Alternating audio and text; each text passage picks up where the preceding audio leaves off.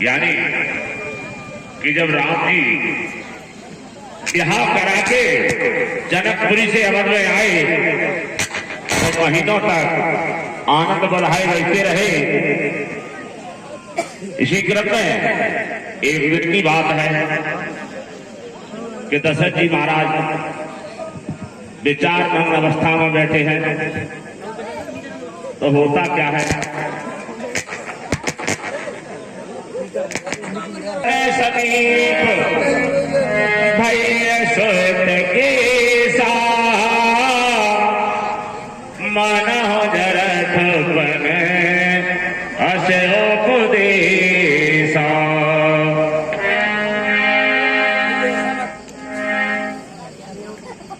मुझे ऐसा लगता है कि मेरा अब छोटापन आ गया है, बुढ़ापा आ गया है। मुझे ऐसा संकेत देता है कि अब छोटापन लग गया है और अपने सेवकों के साथ में गुरु महाराज के आश्रम पर पहुंच जाते हैं। तो जे गुरु चरण रेन शेर धरही जे तन सकेल विभो वश करही।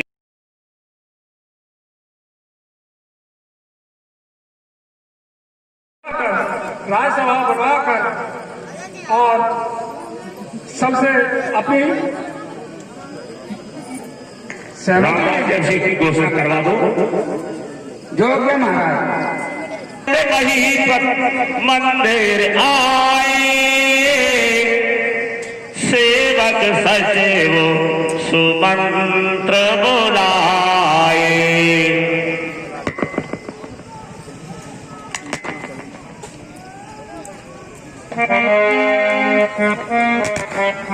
सभी को बुलाकर महाराज कहते देखिए, मैं बार बार सभी दर्शकों से प्रार्थना करता होगा, रामायण भागवत इत्यादि पाठ सुने होंगे, लेकिन रामलीला देखने से, राम कथा सुनने से ऐसा कोई ज्यादा खास नहीं होता जितना कि इसको समझने से होता है।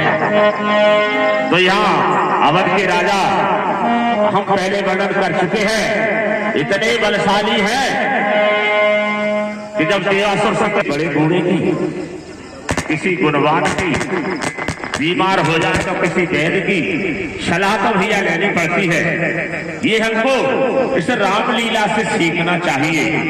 तो यहाँ महाराज दशरथ अपने मंत्रियों से सलाह ले रहे हैं कि भैया ऐसी स्थिति में क्या करना चाहिए। गुरु महाराज ने बोल दिया है तो सभी मंत्रीगण कहते हैं, ये पार ब्रह्म परमात्मा के पिता होते हुए भी पंचों का सलाह ले रहे हैं और पंचों की आज्ञा से ही अपने बेटे राम को अपना ही राज्याभिषेक लेने की तैयारी कर रहे हैं। वैसे तो कहते हैं कि कोई चीज मेरी है और विचार यही है कि महाराज राजकुमार राम को राजा बना दिया जाए।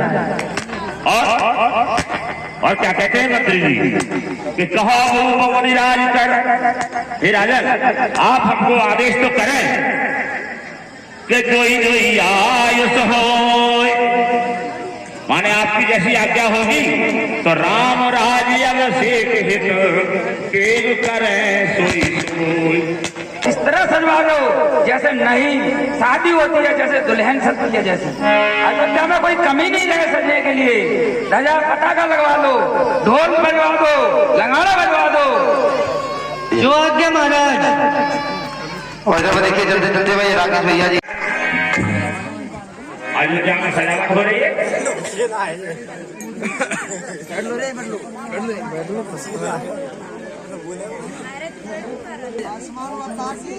आसमान हुआ कहाँ से आ रही है तू? घर से आ रही हूँ। नेक्स्ट करन दबा देगी राशि। तुम्हारे चरण दबा दूँ। तुम्हारे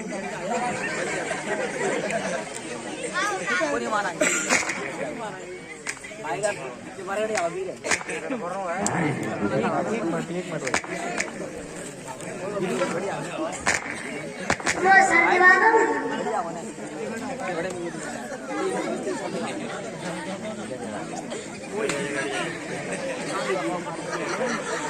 कोई ऐसा लगा तो क्या की चेता ही दाम देता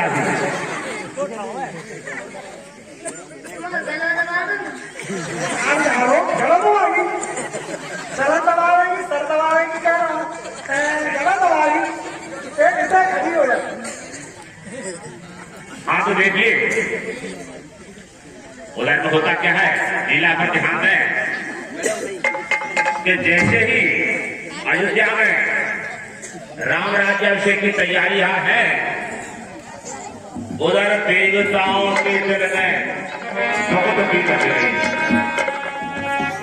विचार करने लगे कि अगर कहीं राजा राम जी राजा बन गए तो हमारे कच्छ भैया रावण की जेल में पड़े या मैंने को जमानत कराएगा। सभी देवता मैया सरस्वती की शरण में जाते हैं आते और अपने युवती से अपन लोग उसको कोड़ी नहीं कहते हैं।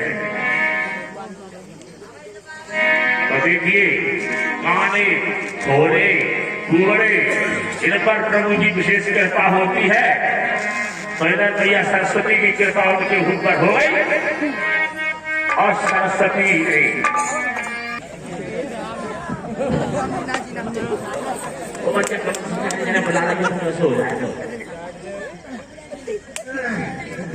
बुला पूरी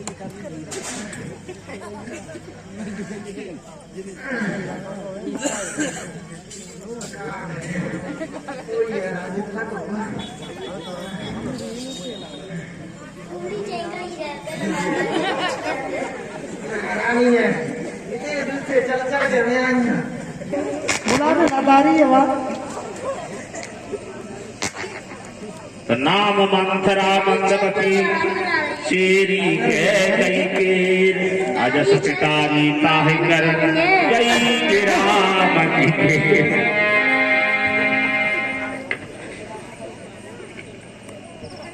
तो से लड़ी तो नहीं कुबरी।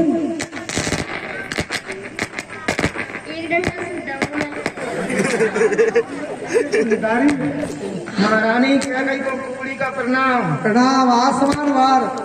तो भरत मात पह गई बिल खाती और काय अनबनी हंस के कहे है रानी। अरे कुबड़ी, अरे आज तू अनमनी सी काय लग रही है, तो देखिए मंथरा कोई उत्तर नहीं देती कि उत्तर दिए है नहीं और वो सांसें भरती है। ले वो सांसू और नार चरित्र कर ढार है आंसू। देखिए यहाँ पर मंथरा दासी जो नारी का चरित्र होता है कि हंसते हुए को रुला दे और रोते हुए को हंसा दे, ये दोनों ही गुण होते हैं नारी में। तो आज देखिए कपट के आंसू लगा रही है, कपट भरी सांसें ले रही है। तेरे आज गाल फूल फूल से क्यों रहे हैं? आज गुस्सा सी गाल लग रही है।